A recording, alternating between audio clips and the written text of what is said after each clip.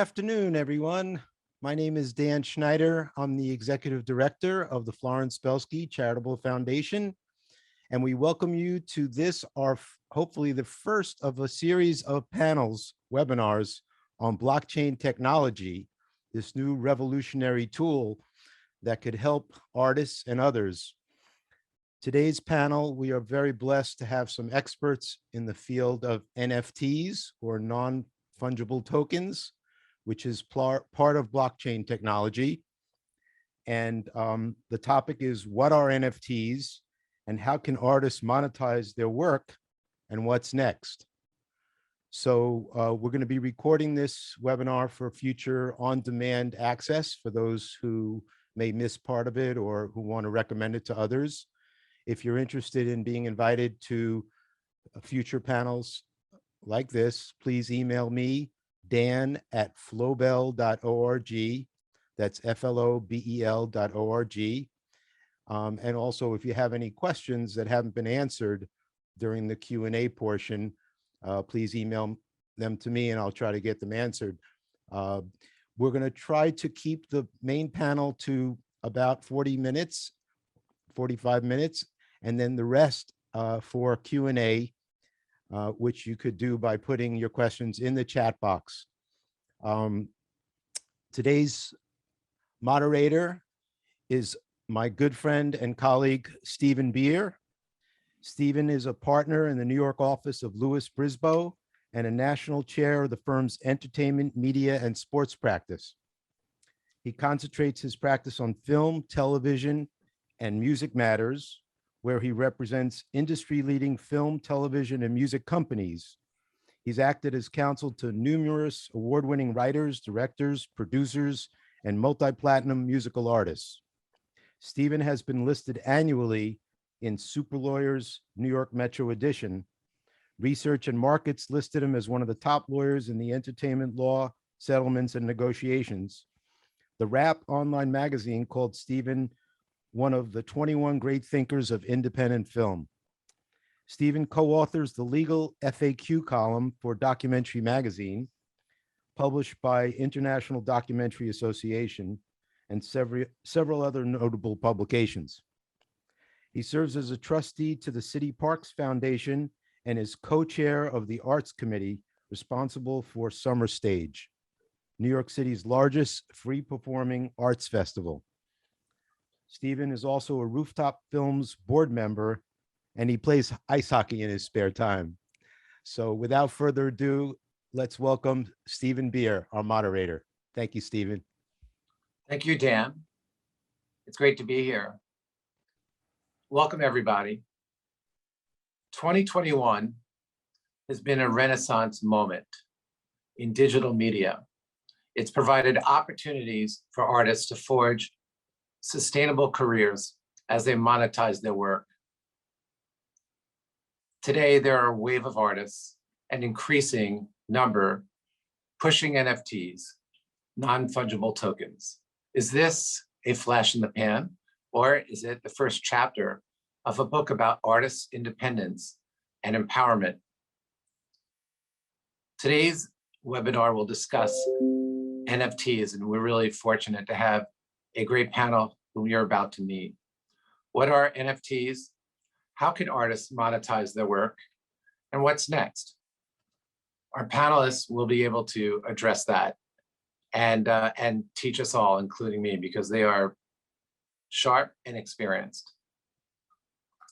Wikipedia defines NFTs, a non-fungible token, as a unit of data stored on a digital ledger called a blockchain that certifies a digital asset to be unique and therefore not interchangeable. NFTs can be used to represent items such as photos, videos, audio, and other types of digital files. NFTs are tracked on blockchain to provide proof of ownership. Let's meet the panelists so we can unpack all of that, because that's a lot to discuss. It's a lot to take in.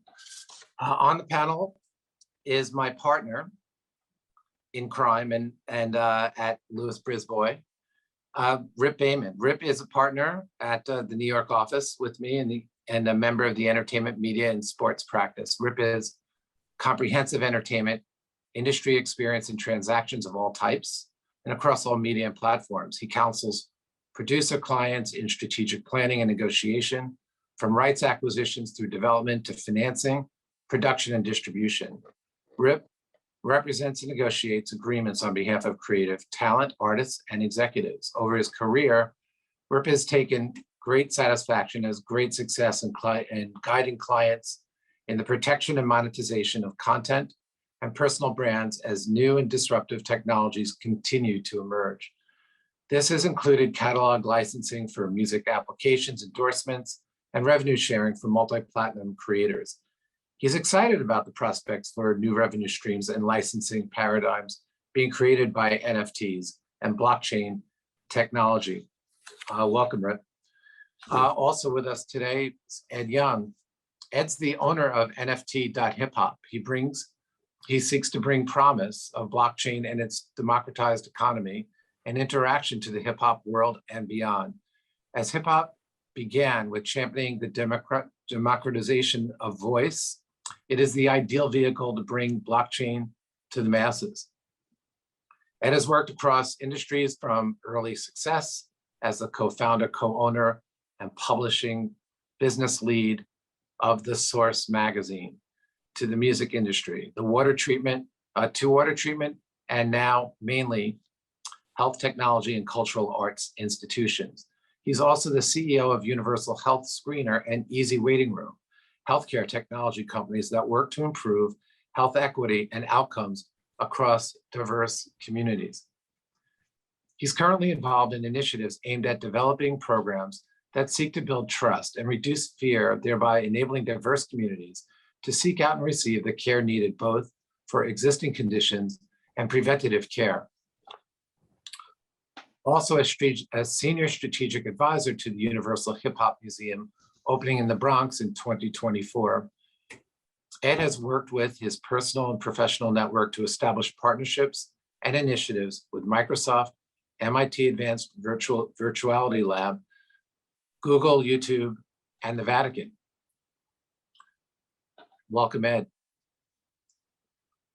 Alex Alpert first heard about NFTs around the beginning of 2021 and started listening in on Clubhouse rooms. He immediately began thinking about all of the potential this new technology had for artists and how to bring his drawing into the digital world. He started minting his drawings on OpenSea and started making sales. He then connected with Aloe Black on Clubhouse and collaborated with him to create an NFT tribute to Avicii. The Drawn Together project came next, continuing with the theme of mental illness. Alex brought together 55 different artists to create one big drawing around mental illness. He partnered with the National Alliance on Mental Health for the project and donated proceeds to their cause following the sale of the project. Alex recently began a job as a creative NFT manager for the NFT startup, One Of. Welcome, Alex. So we've got a lot to cover, a lot of ground to cover. So why don't we begin with Rip? Why don't you help us understand all this talk about NFTs and blockchain? What is the blockchain and how is it relevant to NFTs? Okay, so it's a big topic, and it's one that I think at this point everyone's heard a little bit about and a lot about, and some people are deep into the rabbit hole and other people are trying to understand what this is all about and what's different about it. And essentially what it is a distributed ledger technology, the blockchain is, which means that there are a platform where there are computers around the globe, in the case of Bitcoin, or also Ethereum and all of these other platforms that are trying to be established, which exchange information and which basically verify transactions among each other for whatever currency they're sharing. And what it means is, because it's decentralized, every aspect of any transaction has been recorded, and every transaction that precedes it has also been recorded. So the next thing that happens to a Bitcoin, for example, can be verified as having been passed through all the hands it had supposedly went through before it gets transferred to the next party. And that decentralization is actually the key aspect to trust, because if everyone can see everything at the same time and know that every transaction has the same past and that there's no difference, then they can, by consensus, verify that transaction. And therefore, everyone can trust it because there's no central party to be trusted. And so what blockchain has done is create an immutable, decentralized, and secure way of transactions among various nodes. And the evolution of this is really what's gotten to the point of NFTs, is because of the growth in blockchains and particularly the Ethereum network, which is another cryptocurrency, which introduced the idea that you could issue tokens to exchange digital assets, and more importantly, smart contracts, which allow things to be exchanged based on transactions occurring sort of, it's smart is a bad word because it happens automatically regardless of anybody being part of making it happen. It's built into the programming code. And what an NFT is, and it exists on the Ethereum blockchain, but it can exist on other blockchains, is a unique digital piece of code that represents a digital property, essentially, that is unlike any other in the world, or is like only a very few handful of them. And that introduction of property onto the web in the digital sphere is what's revolutionary about blockchain. Because once you can own something or have rights to something, then you can transact it and you can commercialize it and you can exchange it. And that's where the technology is heading for not just the entertainment industry and the media industry and for artists, but for everybody. Rip, you mentioned Ethereum. How is that cryptocurrency? Why is it unique, and how is it different from Bitcoin and other cryptocurrencies? Okay, so what you're really hitting upon, Stephen, is the smart contract aspect of it, and Ed can weigh in on this also. But what that really means is that Ethereum has introduced through one of their protocols both the fungible token, which is the idea that you can issue a number of bits and pieces that can be exchanged, like on an exchange for NFTs, for example, and the non-fungible aspect, which creates the unique piece of property that allows you to transact business. And then when that business is transacted with that NFT, to basically provide for automatic payments to either rights holders or owners or participants down the line. So that's the thing that Ethereum introduces. And it's not the only one. I think Alex will tell you, I think one of is on a different protocol and others are using other ones. There are a number of these that are competing. And right now in the space, I would say that it's like just a bunch of different startups that are trying to gain acceptance and market share, Bitcoin being the main leader in that, Ethereum widely accepted and behind it, but there are challenges to Ethereum because people say it's taking longer than it should to verify transactions, and also it does 14 transactions per second. That's right, that's right, which is seems like a lot to me, but isn't a lot when you go worldwide. And there's also concerns about its use of energy and the impact on the environment. I want to discuss all of those, but I also want to lay a few more cornerstones as in the foundation. Alex, in your bio, you talked about minting your drawings on OpenSea. Tell me about the minting process. How did you mint your drawings? What does that mean? Sure. Yeah, good question. I sort of stumbled onto OpenSea in the NFT space just as an illustrator. I was just doing physical illustrations on sneakers, murals, hats, and kind of just began looking into this space on my own, reading up on it and connecting with people through Clubhouse and Twitter, where a lot of that space lives. Essentially, I was seeing artists, primarily at first 3D artists, sort of rendering animations, and using a platform such as OpenSea. I actually did my first one on a platform called Rarible. essentially you, through that website, you set up a crypto wallet, usually MetaMask when it comes to platforms like OpenSea, connect it with an account on that website. And through the connection of your wallet to the website, you're able to, you have to spend gas fees, but essentially mint whatever asset you want on the website through your crypto wallet. So in my case, because they were generally illustrations, it was just a JPEG file, which I spent the gas fees to upload it onto OpenSea. I chose the editions, the pricing. You can do fixed price auctions. You can do just general fixed price sales. And I just sort of put them up there and waited to see what would happen. I to jump in, I think to Ed, clarify, please. because Yes, we're please. using all these terms, and Sure. this is the rabbit hole that we all get into. I know what you're talking about, Alex. Sure, yeah. I think our audience, so minting, you had artwork, Mhm. and your desire was, how do I get my artwork to become an NFT?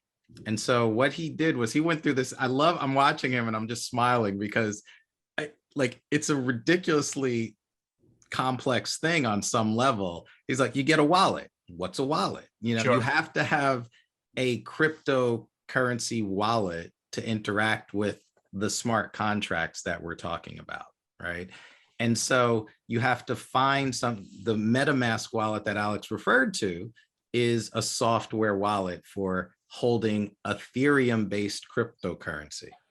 And that's a critical point there. It's Ethereum-based.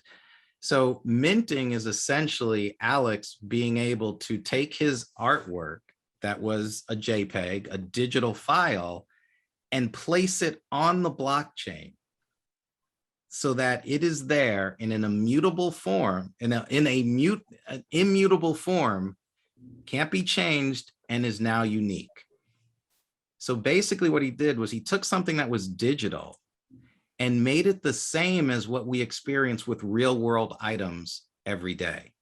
My cup, this is the only one of these cups. It's actually a numbered mug that was given to me. This is not changeable. I could break it, but it's not changeable. This is this cup and it will always be this cup.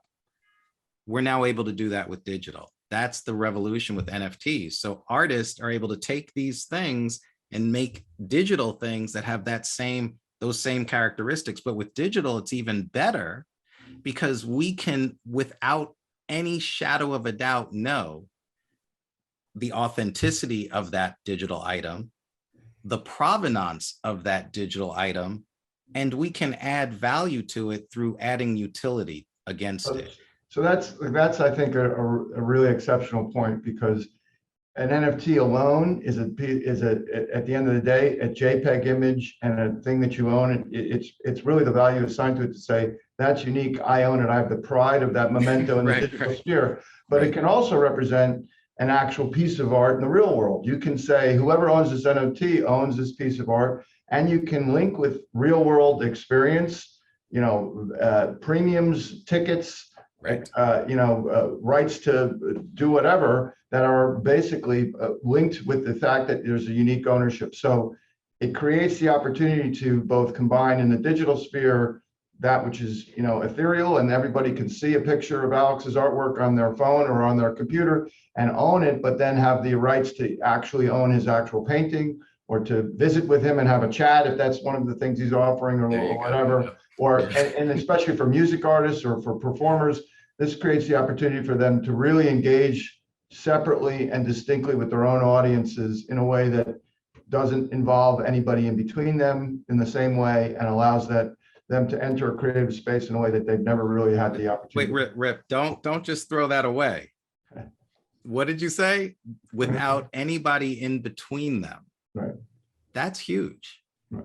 That is for creatives, for artists. Wait a minute. You can actually have direct economic interaction with the people who want your artistic output. You don't need a third party to effect that.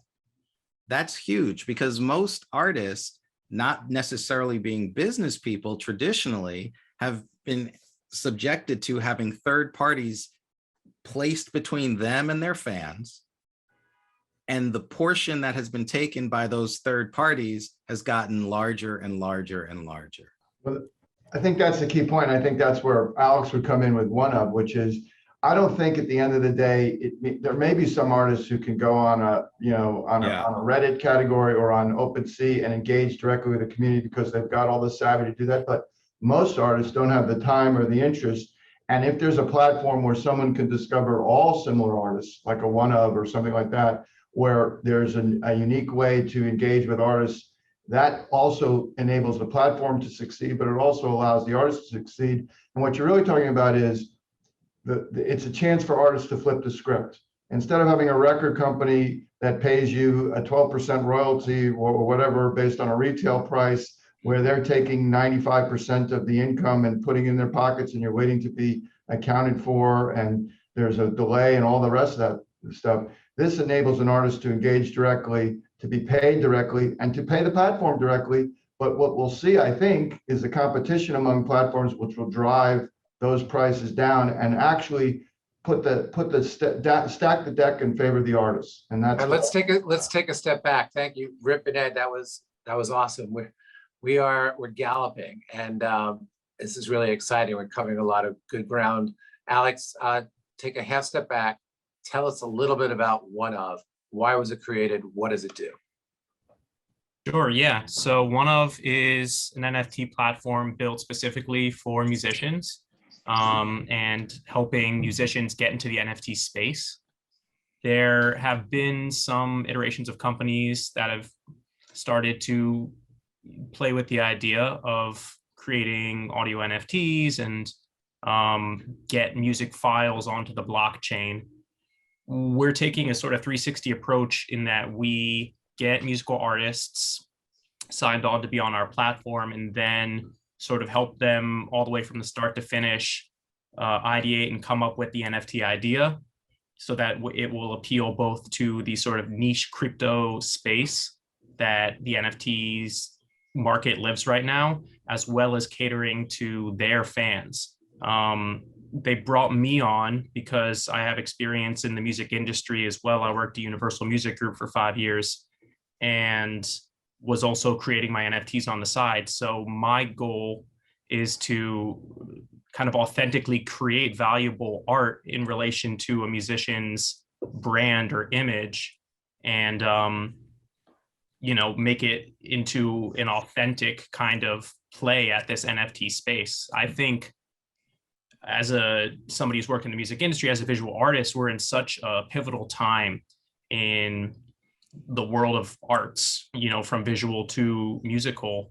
And One Of seemed like the best opportunity for musicians to really get into the NFT space in a valuable way. There's many other sort of smaller factors about the company that I can go into more about why I decided to take the job there.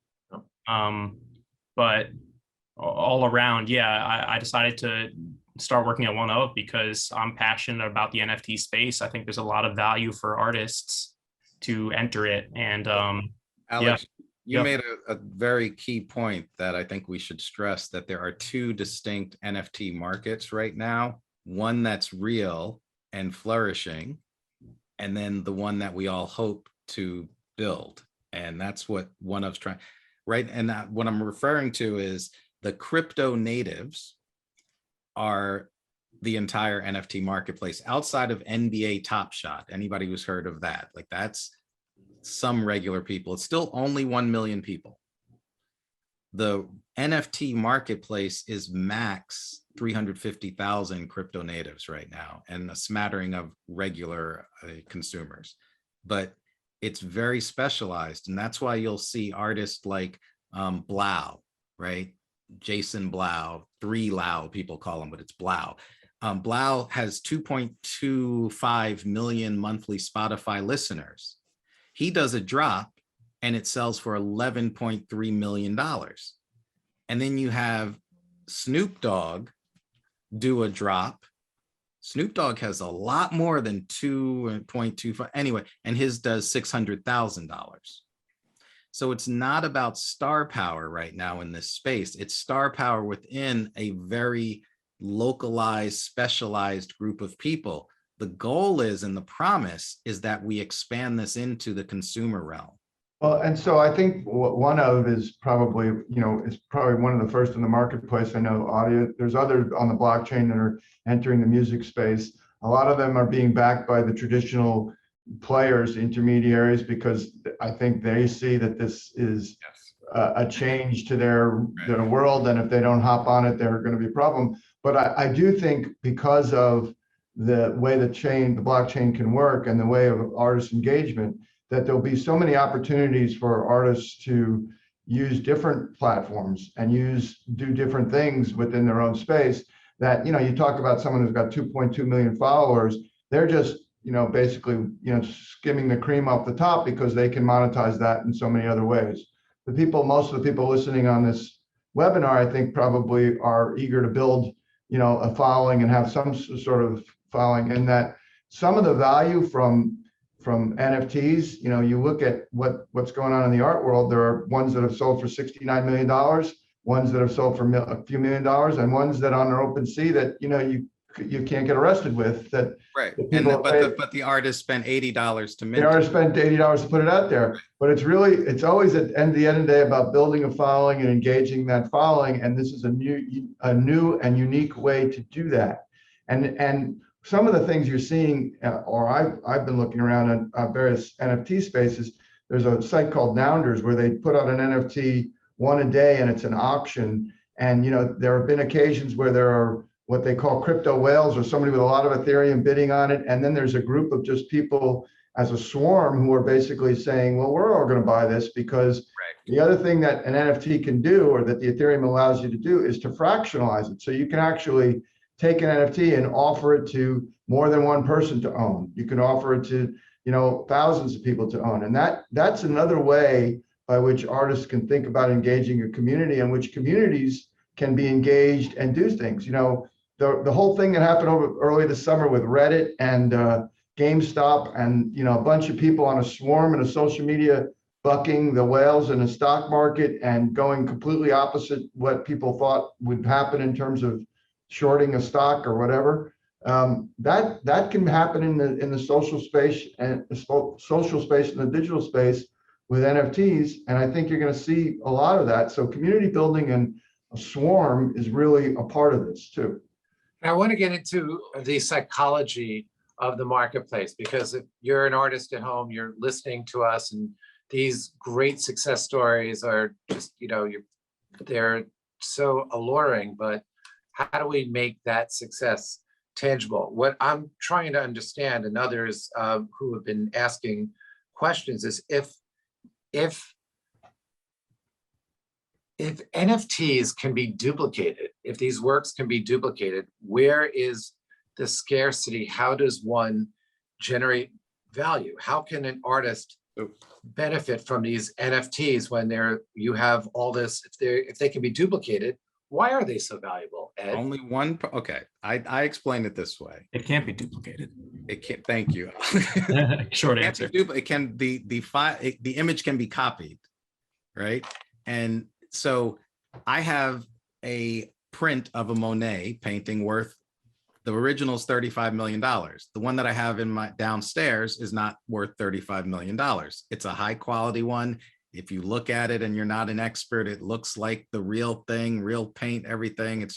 But that's only worth a tiny fraction of that $35 million original. What Alex just piped in and said, it can't be duplicated. It is unique. The NFT is unique, and it is provably unique. So if you own that, Alex could say, hey, you bought my NFT. I'm doing a show. I'm going to say you're doing shows, Alex, and you get 30 minutes with me after the show, and we can have a conversation about things. And you prove that you're you by, you see the wallet, it has the NFT in it. It's provable. The people who made the copies, they're not going to be able to do that. So they have a copy, they have his work, but they don't have the utility and the other benefits that can ride along with that NFT. And so to that point, you carry it further and say, okay, I'm an artist who has several thousand fans across Instagram, TikTok, YouTube, and what have you. I can create NFTs and give access to me for my fans through those NFTs. Now, we're not talking about an $11 million NFT or anything, but is that enough? If you do it enough, you have a 10,000 person fan base that you've built up on the freely available social media outlets out there. Are those people going to pay enough for your NFTs and access to you that can give them access to your pop-up concerts, your Zoom specials, your, hey, have dinner with me on a Zoom webinar? Let's have conversation. All of those things. I believe that artists, music artists, visual artists can create enough income that they may not have to have those second jobs any longer if they get to that critical mass of social media presence.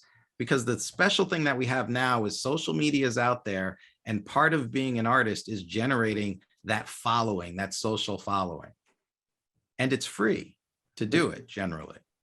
You have to build that audience and then engage with them to set Oh, the it's stage. still work. There is still work to be done. And then you have things like One Of that will come out, which, look, I'm a purist. I'm an idealist. I believe in the decentralized nature. So I look at the royalty stream. I want a blockchain that has that's a whole deeper dive in everything. That's the next in the series. But One Of is centralizing the decentralized world. They're saying, hey, if you want to play in this space, come to us.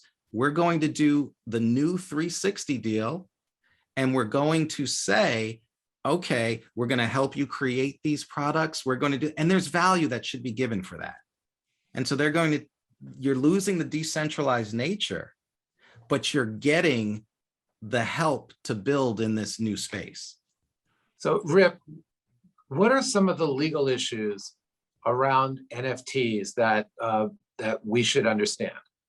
Okay, well, so I mean, there's a number of them, and I think the first thing to understand is that the whole crypto world, and especially NFTs and blockchain technology, is evolving faster than anybody can really keep track of, and certainly regulators or enforcement groups can take track of. But it's for artists who are creating the artwork NFTs or anything that it's going to be an NFT, a digital asset. You have the same intellectual property concerns you have as if you were painting or taking a photograph or making a movie or making a piece of music and adding things to it. And if you're creating an NFT that can involve both visual and audio elements as well as moving images, you may have all those things.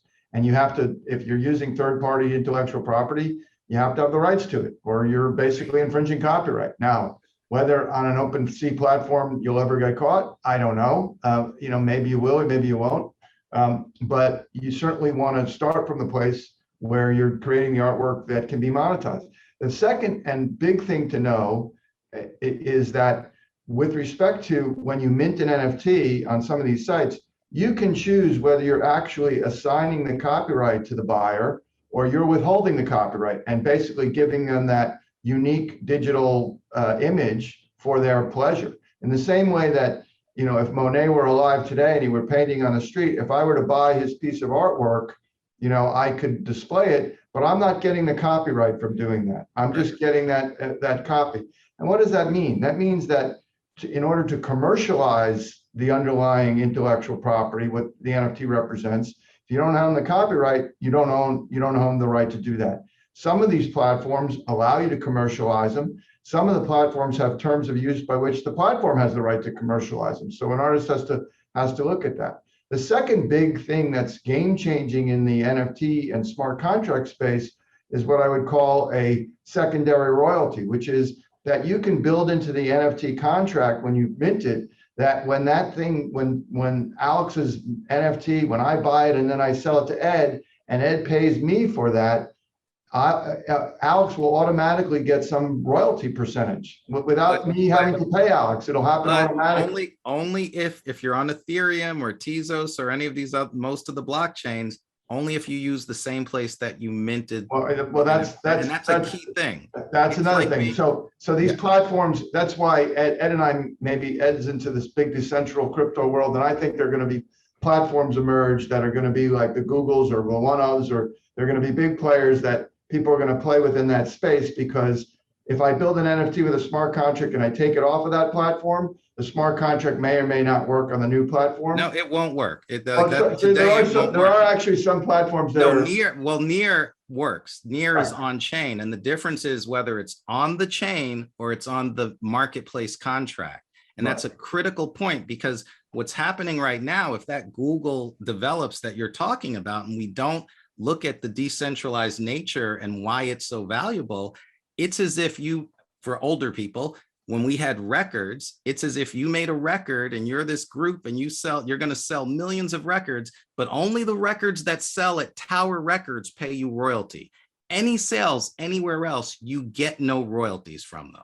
Yeah, see, I think that that's a problem that's waiting for a solution, though. I think that will happen on the blockchain. The solutions there, no, it Yeah. has a solution. It's on-chain royalties. Like it's not it's a complex thing because of how so you need the protocol built. It's a technological issue. It has been solved, Right. but people are not really giving enough credence to the importance of that right now, because this is new and exciting. But I guarantee you in about a year, people are going to start freaking out, because they're like, wait a minute, I just put this stuff out and I didn't sell but I'm not getting royalties from the people who actually understand blockchain and have wallets and took non-custodial, they didn't give custodial ownership to the platform. They took it and owned it. And then they decided to sell it to their buddy. I sell it to my friend Rip. There's no royalty there. That's going to be a big deal. And artists need that's a big deal because of the disappointment factor, but it's not a big deal because that's the way art works today, right? Without NFTs, if I buy a piece of art from Alex and I sell it to you, Alex doesn't share in what I get from you. But that's not the way the music industry works today. You get your royalties. You get the royalty. Unless you're getting ripped off. But so no matter but in the same way that if I buy, I'm going to go old school. And if I buy a CD from Alex and I sell the CD, the resale of the CD doesn't pay a royalty to the artist the same way. That's correct. But what we're talking about is the promise of NFTs, and everybody talks about royalties and the idea that you can have extended earnings from this new world. The problem is we're approaching the world in a way that does not take advantage of and utilize the real promise of that new world. We're not demanding that as artists, and they have to do that. They have to say these solutions need to be put in place, because what I'm doing is saying I am going to subject myself to living on an effective plantation. My fans will only be able to buy and sell my stuff at this one place in order for me to realize the full potential. But the answer is, if you're not on a platform, where are you though?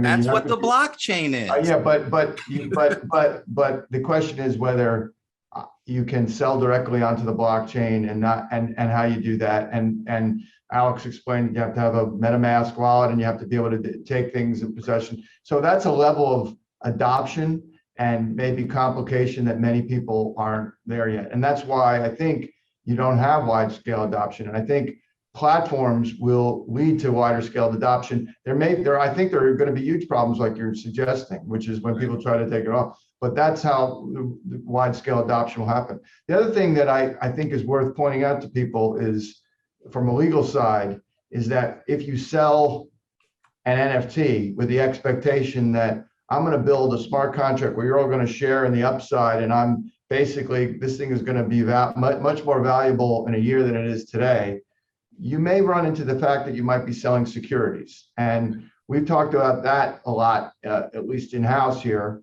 about what that means, because I believe someday you'll have movies that'll be fundraised with NFTs as a part of it, because it makes sense that if you can build royalty and participations all into a blockchain and use an NFT as the means by which payments are affected, that you cut out a whole lot of middlemen and everything else. But if you're selling what they call an investment contract for a common enterprise, under the SEC rules, under the Securities Exchange Commission rules, and Securities Act in the United States, you may be selling a security. And in that case, you either have to register it or have an exemption and all the rest of that stuff, which, you know, you're dealing with a law that was written in 1933 before, you know, there was radio, but not television. So now we're talking about ultimately Web 3.0 and how that works with securities. And that's a thing that needs to be updated and changed, but those are things to keep in mind as well. The point is that we're at the very beginning of this marketplace and this creation, and it's opportunities here, but there are going to be some adjustments along the way. Of course, the tax issues will also play a role, and those are being scrutinized now. Capital gains is certainly a factor here. But Alex, you're the artist, in addition to being on a platform and an executive. I wanted to ask you, in your wearing your artist hat, what have you learned in this time as an artist and putting your work out there? What has worked for you? What mistakes have you made? What are you doing now that you weren't doing then? You know, can you share the inside scoop? Sure. Yeah, it's been a journey. And also I do want to just touch upon what Ed and Rip were saying. We're all very good points. I'd love to talk about that more, even if it's just personally with you guys, but it's very interesting. As an artist, it was a journey, right? So I got into it and really knew nothing. I got into it January 2021, which is not that long ago, but really feels like ages ago, and is relatively early in the space compared to many. And, you know, I just saw just a few artists were very entrenched in the crypto community and doing well. They were living on Twitter and Clubhouse and connecting with these, as you said, whales, people who invested in crypto early and just had tons to spend, and began putting out mostly 3D digital art. There didn't seem like there was as much of a place for two-dimensional illustrators like myself. But I found as I got more entrenched in the community, hosting Clubhouse rooms, being on Twitter a good amount, connecting with collectors, connecting with other artists, that was how I started to gain traction. I did play with the idea of really kind of changing up my style to appeal to the space. I started learning animation. I started teaching myself how to render things. And I'm grateful for that motivation, you know, now that creatively those are cool tools to have. But I actually found returning to my kind of roots as a 2D illustrator, once I was really kind of in that community, people started buying my stuff. People started wanting to connect with me, and I enjoy like kind of meeting other artists and being in that community, and that became huge. So I just was doing that. I was making some sales. People were starting to resale my work, and I was seeing that. And then the connection with Aloe Black happened. He happens to also be very early in the crypto space and very educated about it and interested, and he liked my work. And the anniversary for Avicii's passing was coming up, so we collaborated on a piece to dedicate to him. Avicii sadly took his life, so we wanted a mental health kind of focus on the piece, and that sort of became my niche even within the NFT community. And I started doing collaborative pieces, raising money for mental health causes, and that was a very important cause to a lot of artists. Go figure. A lot of us, you know, wanted to, you know, contribute to that space. So yeah, really, I guess I would say to get into the NFT space, I'm hoping it becomes more approachable going forward. And that's one of the things I'm trying to do at One Of. And one of the reasons I think platforms are important for the time being, just to make it more approachable for people who aren't too familiar with the blockchain. But I really kind of just had to dive into the community, and that meant Twitter was Clubhouse, but now people are kind of transitioning more to Twitter Spaces, which is kind of Twitter's Clubhouse. Discord, which is even a little deep for me, but is definitely where a lot of that lives. And then just obviously keep creating. Same advice for any artist. Yeah. Great. All right. So we've been getting a lot of your responses have provoked a lot of questions, and some of them are really, really good. So let's hear from our audience and see if we can ask our panelists and tap their skill and experience regarding NFTs and blockchain. Here's one. How can book authors monetize with NFTs? How do you mint NFTs as a book author? Anyone? I have a friend who's done it. He writes novels, but he broke it down into kind of single page excerpts and was, just minting those and selling those. And it really just came from building an audience. He was also very entrenched in the NFT community, and he did actually do fairly well doing that.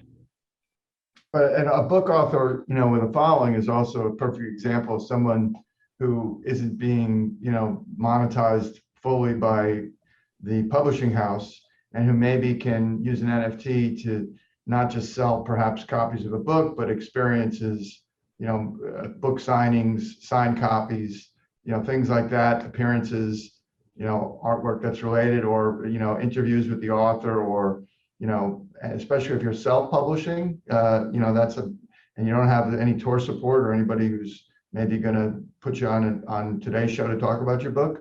That's a way that you can try to engage with an audience.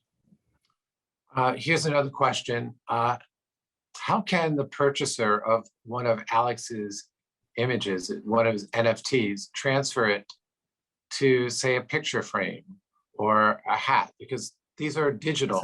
This is what Rip talked about, though. They didn't buy his copyright. Well, he might have given him the right to print out an edition and put it out on put that image on the wall. I guess maybe some of them will let you do it, but the hat is an interesting concept, because if you're going to put it on the hat and then you're going to start selling the hat on the side of the street, now you're basically using his image for merchandising, and I don't think he's giving you that right. Right. And Alex is a nice guy, but I think he might. But he likes his hats, obviously. There's a line. There's a Right. line. That's just not fair, It's Yeah. about fairness.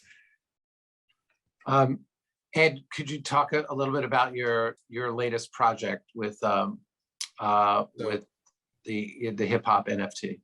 So what I did so my first NFT, well, actually, I started in NFTs like almost 4 years ago now, right after CryptoKitties. I saw CryptoKitties and I was like, that's interesting, kitties. And it actually broke the Ethereum blockchain for a time, because there was so much activity. That's when Ethereum could only do, I think it was 4 transactions per second.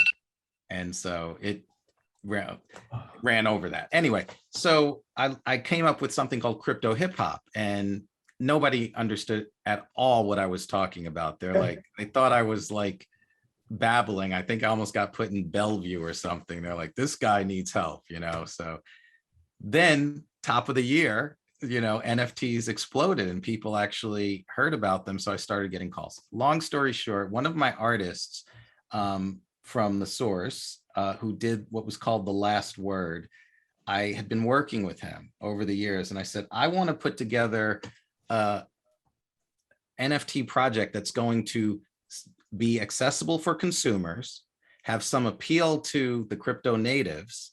And I think we can do that with your art. His name's Andre Leroy Davis, and he has hip hop heads. He has iconic heads of rap artists. And so we got 94 artists, 103 different images of them. Here's one of them, like Biggie. So that's Biggie. That's his illustration. The background is actually code that I created. So what I did was I created code that would make an animation that ran for a 47.8 second loop, which is the length of the hip hop era. and the animation frame rate, the sine waves, and the the hue saturation, the colors are generated from significant numbers from the history of hip hop. That's how the code's generated. So the code is the numbers that make up hip hop, and the illustration is the individual artist. None of the NFTs are named.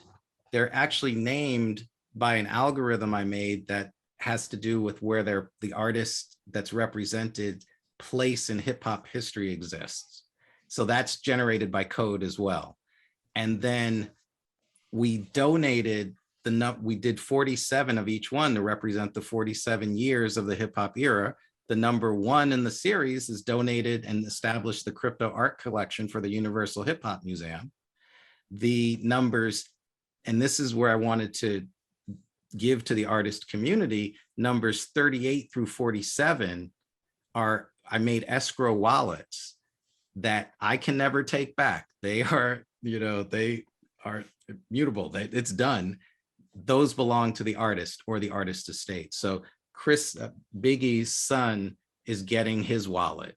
Eazy-E's son is getting his wallet. I was going to ask, were they involved in that? No, well, no, after the fact, I called them up because, normally, these are illustrations. They have not, the copyright is ours. Andre and I own the copyright, but we wanted to give back. And so we also did a royalty split. And this is why I used Near, because Near protocol, this is a different blockchain, the royalties are on the chain. So forever, no matter where these things are sold, they're going to get 10% of the secondary market sales across the scope. Explain what you mean, because you were making the point that taking it off a platform, you might not get that royalty. But what do you mean by it's built on the Near protocol? It means that wherever it goes, it carries the royalty obligations with it. So long as at this point, so long as it's on Near, any of the marketplaces on Near, all of the marketplaces, the Near protocol has the royalty component on the smart contract itself. Right. None of the other protocols out there have put the royalty component on the smart contracts. They're on the marketplace contract. Right. So that's why I say it's like only one store that's selling your stuff knows to give you royalties. Other stores will be able to sell your stuff, but they don't know to give you royalties.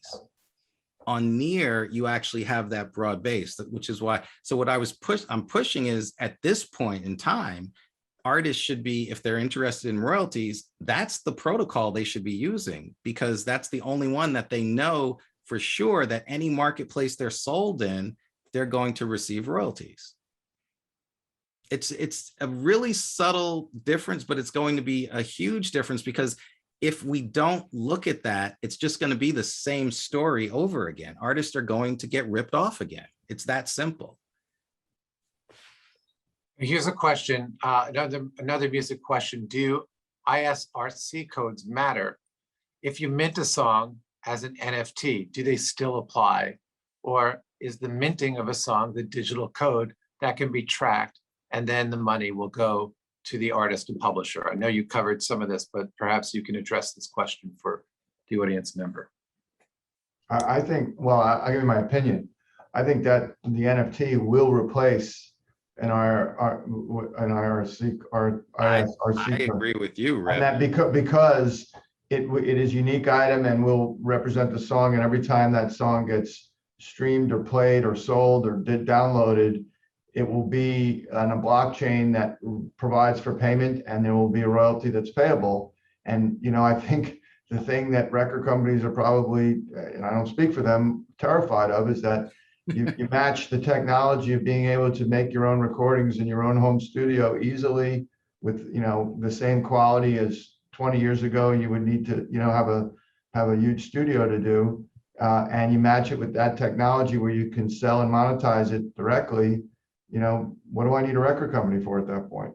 At the end of the day, they'll say, well, it's about the marketing, getting your name out there and everything else, which, as we said, that's where value comes from. But gee, that's a lot to take for doing that, I think. Right. And look, but this is the balance. And this is where I get excited I feel so goofy sometimes because I get so excited for the potential for artists, like people like Alex who have this talent and they can do this stuff. This is the new renaissance, where before it was only ultra wealthy people who you'd have to align yourself with a Medici or whatever, and that's your patron and they're going to, but now it's been democratized. You're democratizing this. And so they don't have to be super wealthy. They can just be regular people. And you have these tools that have been given to us that are social media, where you have people who say they like your stuff and everything. Well, now the problem before has been you couldn't make microtransactions in a meaningful way on the internet or what have you. If you get off of Ethereum right now, layer 2 will change that. And to the audience, the layer 2 is where Ethereum is moving to try and lessen the fees for transactions. So their transactions will be more maybe 5 cents a transaction. But the reason one of is on Tezos is a blockchain. It's a layer 1 level blockchain, but it's built on something called proof of stake. That just basically means that their cost of making a transaction is cheaper. So it's about 1 cent. No, it's not even, that's totally wrong. It's $0.0001. Okay. That's how much it costs. I think I got the zeros right. So basically what that means is you can do transactions for essentially nothing. So that's where this opens up this democratization of support for creatives and the work that's there. And Rip, I know you point this out.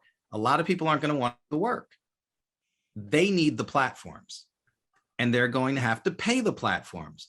But the people who want to do the work are going to be able to get rid of platforms and use the tools that are open source. These tools are out there. You can mint without a marketplace. You can then take your stuff you minted and distribute to all the marketplaces. But it's also where the audience sees it, right? Because no, you're forgetting. No, that's what I'm saying. These artists have audiences. They already have them. They're on TikTok, they're on Instagram, they're on YouTube.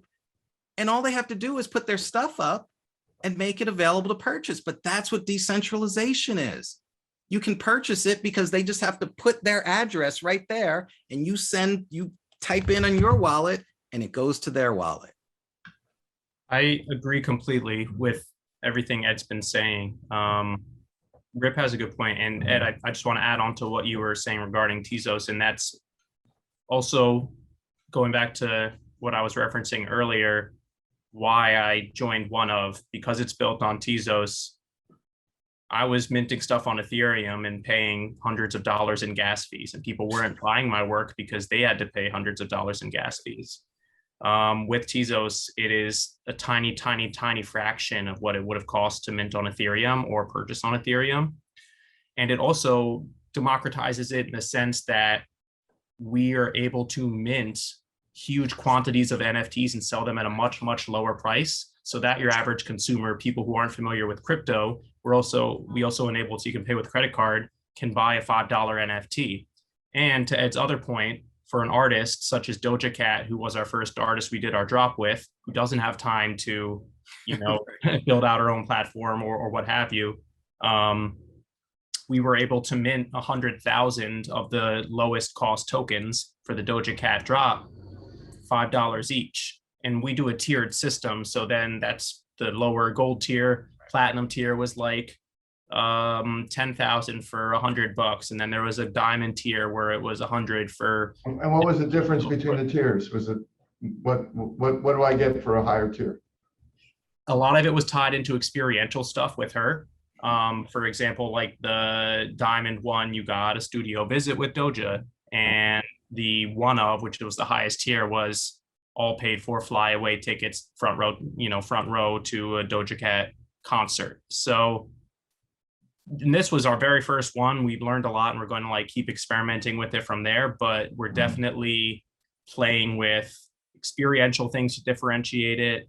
As the secondary market develops, we're going to come up with ways, even in this Doja Cat, you could combine tokens, which will bring it to the next tier, but that will effectively lower the scarcity of the lower tier. So then those ones can become more scarce. So there's a lot of I, Make you know, There's I gamification. don't want to say that platforms are all bad, because certain platforms are where the game is. Like, we haven't talked at all about gaming, and the fact that like there are game platforms where are allowing or starting to allow, you know, people to just buy and trade, you know, suits of armor or game tokens or icons that they can play the game with, or even create them within that stratosphere. If you're, you know, in that world and you're just playing in that game, that's of tremendous value. And it's also valuable to the platform because they can take a piece of that. What the piece is to be determined, I guess, but also enable people in a secondary market within a platform to buy and sell the things that they've collected and bought. You know, people on NBA Top Shots are huge basketball fans, and it's not bad for them to be with other basketball fans looking at NBA players.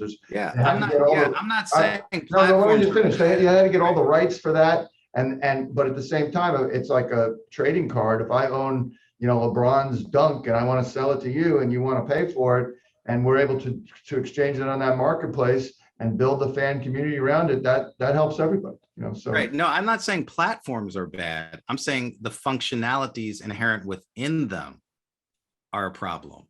Right. What I'm saying is there's the opportunity to not be subjected to the platforms in the way that artists have traditionally been. I agree completely That's with the that. point. So here's a question about climate change and global warming. Do NFTs contribute to global warming? Oh my goodness. Okay, Alex, go on. Well, I will just say the third and main reason I joined One Of is because it's built on Tezos, and we are a green NFT platform. Along with the very, very minimal gas fees, it also just takes substantially less power to perform transactions on the blockchain on Tezos. So people were making the statement that I think for every Ethereum transaction, it is the amount to power your house for 2 weeks or something like that. To do a transaction on Tezos, it's less than like one tweet. So what we like to say is, you know, by the time you made that one tweet criticizing One Of for, you know, the environment, so that's also a big reason a lot of musicians were hesitant to get into the NFT space. So that's something we're offering as well, a green NFT way to do it, and that is because it's proof of stake, as Ed was saying, and that's, we can get deeper into that. But yeah, Ed, please. Right. And that's fundamentally it. There's proof of work and proof of stake. Those are the two different ways that you put stuff onto the blockchain so that it cannot be changed. And that proof of work is incredibly energy intensive because of how you have to do it. Proof of stake is not. It's a validator process. And so that's Tezos is one of the other cryptos that is sort of taken off in the space, and a lot of it has to do with One Of adopting it. But there are Right. other ones out there. You know, if you go, you know, unfortunately, the platform people mostly go to sort of learn about this is Coinbase, which is a centralized platform, right? So, you know, Yes. and you have to acquire the crypto, whether it's Ether or Tezos or whatever, from someplace, you know, so yeah, that Coinbase is a good example because you can use Coinbase in both ways. You can use it as the centralized and have it have custodial ownership of your keys and therefore your coin, or you can use a hard wallet and you use Coinbase for transacting, but you hold your, and that's what I'm talking about with NFTs. People who are adept at this, you hold your NFTs. You don't leave it in a custodial ownership place. And so you then have the ability to sell it wherever you want. And that's what people who really are using. or potentially lose it, which is well, yeah, I mean, look, that's the thing I always tell people, freedom isn't free. There's a cost to it, you know? So you have to remember your keys. That's the price. You are your own bank. Like I told, there's no forgot password in crypto. It's true. That's happened to me. Everybody in crypto, it's happened to. Yeah. Everybody has a wallet that they're like, oh man. Forever. But it should be said also what Ed is referring to, putting your NFTs or your crypto onto a hardware wallet is safer in the long term, or else there's unfortunately they're still figuring out a lot of stuff, and hacking, it's a very real issue with software wallets, keeping things on a MetaMask or a platform wallet. So moving it onto a hardware wallet is sort of the I think, going to become the safest. norm, hopefully. Yeah. Okay, well, we've talked about books, we've talked about music, we've talked about art, digital art, and digitization of tangible art. What about film? Have Oh. there been examples of videos that have been monetized to great success? And shouldn't the filmmakers here feel encouraged about the future for that? Yeah, well, I don't have good examples of NFTs for films currently. I think they're probably shorts. If you go on some of these sites, you can buy, the traditional place. I was just looking earlier today at Kickstarter and Indiegogo, where there are lots of films to be funded, and NFTs would enable, in the same way that you offer people who fund your film, tickets to screenings, or even a DVD copy, or some kind of experience, prop from the shoot or whatever, that can be done pretty easily. If you're going to try to raise money for a film using an NFT, you're basically selling a security. In the same way that you have to, try and get investors and accredited investors and fit within a securities exemption, you would need to do that too. I think there will be a future, though, by which you will do this with the right investors and be able to raise money. And it's in a way of securing for people and investors that they'll get paid, because with an NFT, if the NFT represents the film, they'll be able to get paid automatically. They won't have to wait for some collection agent overseas to collect, and then distribute the money 6 months later, and maybe the unions take a piece and there's an agent involved. All those stakeholders can get paid at the same time instantly. And I think Yeah, that's Rip, drive that home, man. Yeah. That's what the smart contract is. Yeah, Like, that's when you talk about what's next. That's I think, and I don't know what the time frame is, but that's what's next. That the idea that you would use the blockchain to eliminate all these different intermediary stakeholders taking their piece and remitting the balance, that is what this does away with 100%. So it could replace the classic CAMA or collection account. I think it could. I think it really could. All right. So as we begin to wrap up, I want to ask you, Alex, what's next? What is next? It can go so many different directions, and so many people are jumping into the space now. I think it is going to go in a bunch of different directions. From where I'm standing, I'm at a company where one of our main focuses is just kind of bringing this mainstream, right? It is still very much a niche. It's big news, and a lot of people are interested in it, and a lot of people have seen big money being made. But I think as time goes on, people will start to realize the actual potential there is artistically, in terms of funding yourself as an artist. Even just creatively, there's so much interesting stuff to do with gamification regarding your artwork and your fans. I think companies like OneOf and other platforms are going to sort of lead the way in terms of getting mainstream artists on board and get it out into the public eye. And then, as Ed was saying, people will start to figure out the technology themselves and be able to like do it on their own terms.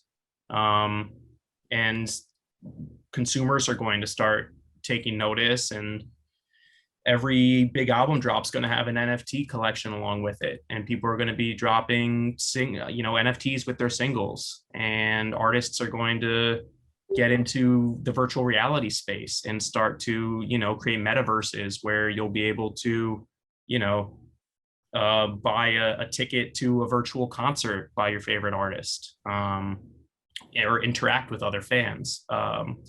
So I think, yeah, there's a lot of exciting directions this is going. You just have to like keep up because it moves fast. So Ed, is this hype, or is this here to stay in a dynamic, evolving manner? I very much hope that it's not just hype, because I'm really excited about it, working hard in it. And it feels to me, what it feels like is I am back in 1989 when I was an undergrad, and a guy had started a newsletter, and I was going to go do a combo JD MBA, and I decided to do a rap music magazine because I realized what people thought was a fad was actually the next popular culture movement. And that was rap, hip hop. And it's been a good ride. So I feel like it feels it's so similar. It's frightening to me at times. Are you concerned about the middleman? No, look, you need them. Like you need them. You're going to need that. It's Alex said something when he was talking about Doja Cat, and she has her engine, people who do stuff and everything, but one is going to give her more value than I think they would get out of her trying to do it on her own. But then you have what I talk about is the other artists who are the ones who traditionally have to have a second job. They work at, fast food or whatever. This is, I think, the opportunity where they're going to be able to support themselves just off of their creative output. So if you think about that, what if they could just monetize that? It's a little bit more work, but they're going to have more time for their creative work because they had to do a 9 to 5 before. And so that's the difference. It sounds like the artist entrepreneur, especially one with some savvy with digital technology in the marketplace, can really have a leg up going forward. Right. And the goal is to provide them with these tools, open source, so that they don't have to be so much an entrepreneur, that they can really realize their artistic output. I think it's important to note that also blockchain technology is so much bigger than the art space. And there's so many industries looking at it and finding ways to adopt it, that this is going to be part of our lives, whether we like it or not. Art, like everything else, tends to be for early adopter. If it wasn't for crypto kitties, people wouldn't have heard of NFTs really, or it would have taken longer. And now we're at that point where it's hit a critical mass, and now it's on the tip of everyone's tongue. And we don't know what the future is going to be, but we do know that it's not going away and it's going to be developing fast. Which means that there are huge opportunities and huge disruptions that are going to occur, and artists should be on tune for those things. And there's nothing to be afraid of to get into this space, to look at it. To certainly go mint an NFT. It might cost you $80 to take a chance and do it the first time, but you might as well get your feet wet and see what that's all about. And there's the metaverse that Alex mentioned. It's like that's a whole nother revenue stream for artists, because it's like, okay, what are the revenue streams that exist in the real world? Now there's this metaverse that all the stuff we've done here can be duplicated plus. And so it gives this amazing, extra opportunity that was never there before. It's extra revenue. I get, if you can't tell, I get very excited by this because it's real. It's not going away. Well, I can appreciate your excitement because it's not only the artist that benefits, but isn't it our culture? As consumers, as people who are immersed. You just threw me the alley oop, right? You just threw me the alley oop. Yes, now because I am an idealist, and I think that our culture suffers without the arts, and I say that broadly. Gaming is part of the arts, visual artists, music artists, film artists, dance, all of these things. I don't think you can have a functioning, vibrant democracy without the arts being a critical component of that. And I think we've been at a stage where that has suffered. And I think our democracy has suffered in this short-term period, but I'm hopeful that we're going to come out of it by the arts leading the way, because the arts let you expand your mind. They let you see something from a different angle. They let your mind broaden to the point where an opinion, an idea that you would never give credence to, all of a sudden, it just slips in and you're like, oh, wait a minute, maybe they do have a point. It's that important. That is a lot to take in, and it's actually very exciting in terms of what the future holds for the content creator, entrepreneur, for the consumer that's hungry for something truly different and interested in participating in the conversation, in new conversations, fresh conversations.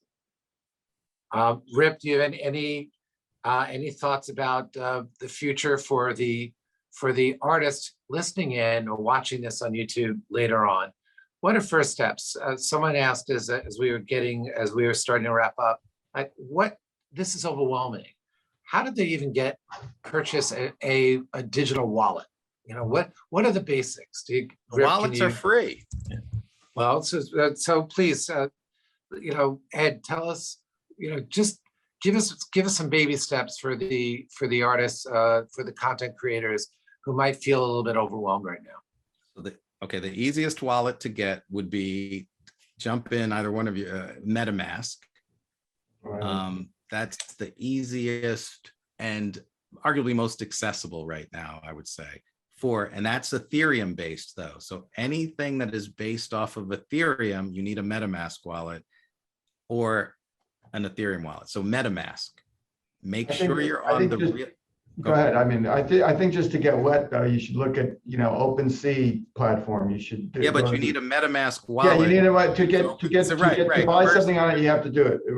You know, Right. Mintable, Rareable. You know, there are a million of them. One of is a platform. You know, there are if you really want to, a lot of these platforms, you know, the Nifty Gateway, they allow people to buy NFTs with a credit card, so you don't need the wallet, the digital wallet. You can buy it with dollars, and then, you know, have it. Maybe it's only on that platform, but if you want to just see what it's about, that's a way to see what it's about. Now, with that, you don't have the same flexibility with your NFTs. Right. And so, you know, you can move move it, but OpenSea would be the place. Probably it's the largest marketplace right now on the Ethereum. One of is taking credit cards, right, Alex? I mean, is that? Yes. We are. Yeah.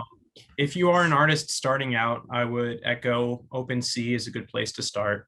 I just posted in the chat their NFT Bible that they made is great reading. It sort of just gives a good overview, and I think it includes information on how you can make a MetaMask wallet. You just need Google Chrome. There's also a million YouTube videos that explain this. Many YouTube videos, and you can even, as I did with my first NFT, there's something called lazy minting where you include the price of the gas fee. The buyer would cover that. So if you really have no money to buy Ethereum or you don't want to buy Ethereum, that's how I got started. Granted, gas was cheaper back then, so it just made sense. But yeah, something to think about. I would look at the NFT Bible. I'm going to put in to the chat Ledger. If you want to go deep, you can get a hardware wallet, and that's ledger.com. And that would give you Ledger Academy and take you through learning about how to use a hardware wallet. That is the most secure. You get a 24-word phrase that is the key to all your stuff, right? I remember 24 words. Right. Now, some people actually do memorize their 24 words. You use a memory palace, which is actually a good way to do it. And, you know, it really works. But yeah, you get that, you get a card, you write it down, don't lose your 24-word phrase. You might even want to go to the extent of putting it into a bank's safety deposit box. You know, that's once you get a massive fortune from being an artist that's successful. Well, that's the thing. You know, when you look at these, the way the cryptocurrencies, at least in the last couple of days, it's gone the other direction. But the rise in Tezos, Ethereum, even this year, has been hundreds of percentages and points. And if someone's buying something on an NFT exchange or selling it, you know, 30 Ethereum has become a lot of money. You know, 10 Ethereum is a lot of money. You know, that's, you know, for a piece of art. So something to think about. Another thing to think about that I think will have to be addressed is confidence and insecurity within the system. Yeah. You know, I mean, it's we've hard to had a compete bunch with of banks. hacks over the past week, right? We've had, you know, Binance, which just apparently is eminently hackable. That's just when you dig into it just is. Well, that's all these different blockchains. You know, look, I'm not a computer programmer. I don't know if anybody on this panel is, but and the closest thing. But the reality is that you're taking some kind of level of trust. If you want to look at you know, a white paper, which is what the programmers put out that explain what their theories are about how their blockchain is going to work, you can get into the deep dive of the math and do all that stuff. At the end of the day, you have to have some level of trust.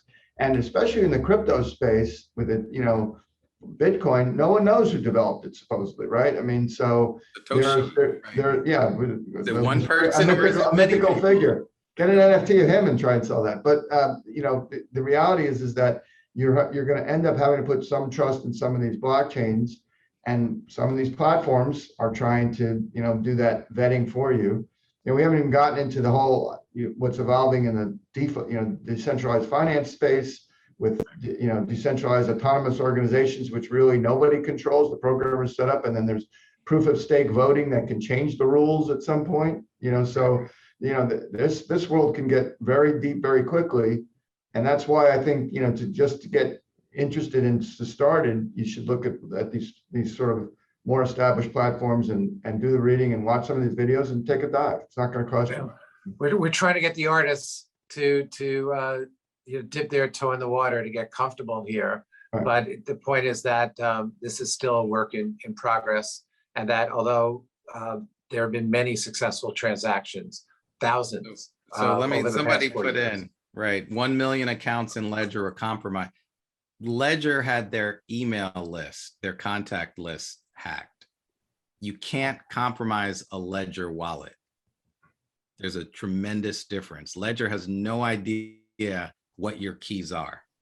So that's the security. Now, what has happened, Ledger owners, we are getting, for a while, we were getting crazy phishing emails, and just crazy stuff like, I'm going to kidnap you, and you got them too, Alex. So I was just like, please come. So anyway, those have died down. I haven't gotten any in a long time now, but it's, but you can't compromise, to this point, a hardware wallet, because all of the cryptographic hashing and your keys are on the hardware device. They are never sent to the internet. They're only on that device. That's the difference. Okay. This has been a great conversation. We covered a lot more ground than I thought we would be able to. And I really appreciate how the panelists have contributed to the conversation. They've been super responsive to the questions from the audience and the moderator. And I really appreciate the way you've sparked the conversation about what's around the corner. It turns out that this is a really a memorable time. Years from now, we'll look back at 2021 in particular as a watershed time. So it seems, and it's this could be the future, the opportunity for artists to be empowered and to be independent, and most of all to be sustainable. So that's good for everybody. Anyway, thank you very much for participating. Want to thank Flobel and Dan Snyder and Rivka Rivera for organizing this. It's been really informative, and I'm looking forward to regrouping again in this to discuss some of these dynamic developments with blockchain and NFTs. And we continue to support artists and entrepreneurs as this digital technology becomes more accessible and the landscape becomes more developed. So thank you again, and we'll see you soon, and take care.